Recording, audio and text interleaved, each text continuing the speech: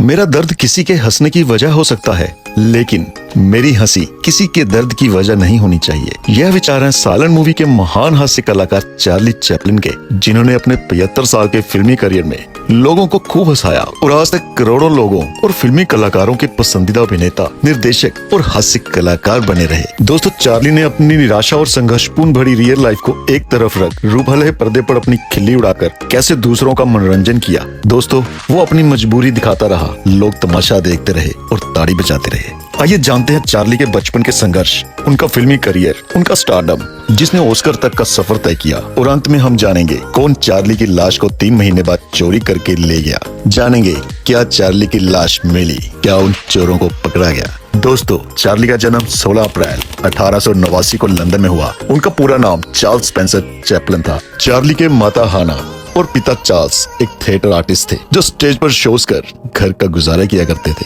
सब कुछ सही चल रहा था, लेकिन भगवान ने उनकी जिंदगी में कुछ और ही लिखा था। समय ने करवट ली और सब कुछ बिगड़ गया। चार्ली के पिता ने अपनी फैमिली को छोड़ दिया, जिससे चार्ली की मां डिप्रेशन में चली गई और चार्ली और उसके भाई को कुछ समय के लिए अनाथालय रहना पड़ा। समय बीतता गया, चार्ली की मां स्वस्थ हुई और स्टेज शो करने लगी। जी हाँ दोस्तों, ये वही समय था जब चार्ली अपनी माँ के साथ स्टेज शो पर जाया करता था। एक दिन स्टेज पर परफॉर्म करते हुए चार्ली की माँ की आवाज अचानक बंद हो गई। दर्शक गुस्सा होने लगे और चार्ली की माँ स्टेज से नीचे आ गई। यह देख शो के मैनेजर ने चार्ली की माँ को काफी गुस्सा किया और साथ खड़े 6 साल के चार्ली को स्टेज पर चढ़ा दिया। दोस्तों, चार्ली की माँ यह देख बहुत हैरान हुई, लेकिन चार्ली ने अपनी माँ की नकल करते हुए लोगों को स्टेज पर खूब हंसाया। यह देख स्टेज पर पैसों की बौछार होने लगी। चार्ली का यह पहला शो था जो उसकी माँ का आखिरी शो साबित हुआ। दोस्तों, चार्ली ने यहाँ पर एक सबक लिया कि उसे अपनी गरीबी को और लाचारी को छुपाना नहीं, बल्कि लोगों को दिखाकर उनका मनोरंजन करना है।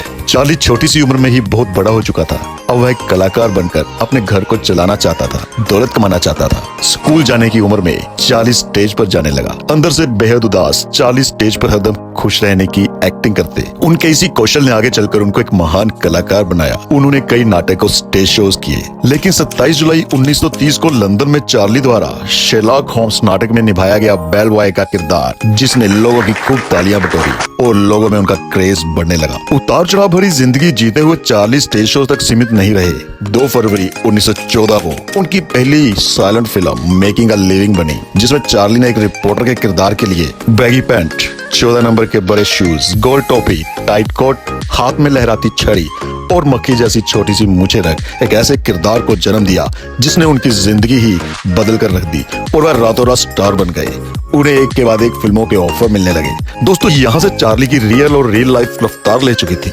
अपनी जिंदगी के खट्टे मीठे पहलुओं को फिल्मों के माध्यम से चार्ली ने लोगों को खूब हंसाया। साल था 1921, जिसमें उनकी फिल्म द किड ने उन्हें पूरी तरह से एक कॉमेडी एक्टर और डायरेक्टर के रूप में पेश किया। उनकी मेहनत रंग ला रही थी और साल 1928 में उनकी फिल्म द सर्कस ने लोकप्रियता के सभी रिकॉर्ड्स को पीछे करते हुए 16 मई 1929 को पहले ऑस्कर अवार्ड फंक्शन में स्पेशल ऑस्कर का खिताब हासिल किया, जिसने चार्ली को एक इंटरनेशनल सेलिब्रिटी बना दिया। अवार्ड का सिलसिला जारी रहा और उनकी फिल्म द ग्रेट डिक्टेटर के लिए उन्हें बेस्ट एक्टर और फिल्म लाइमलाइट में म्यूजिक के लिए उन्हें ऑस्कर से नवाजा गया। दोस्तों, चार्ली लोगों में इतने फेमस थे, जब उनको 1972 में लाइफ टाइम अचीवमेंट अवार्ड के लिए स्टेज पर बुलाया गया तो दर्शकों द्वारा लगभग 1.5 मिनट तक तालियां बजाकर उनका स्वागत किया गया, जिससे वहां मौजूद सभी दर्शक और खुद चार्ली भी भावुक हो उठे थे। इसके अलावा 4 मार्च 1975 को ब्रिटेन के सर्वोच्च सम्मान नाइट से चार्ली को सम्मानित किया गया। दोस्तों, चार्ली हमेशा पर्दे की ब्लैक एंड व्हाइट दुनिया में मस्त रहे, जहां केवल चेहरे बोलते थे। शायद ही कोई इंसान हो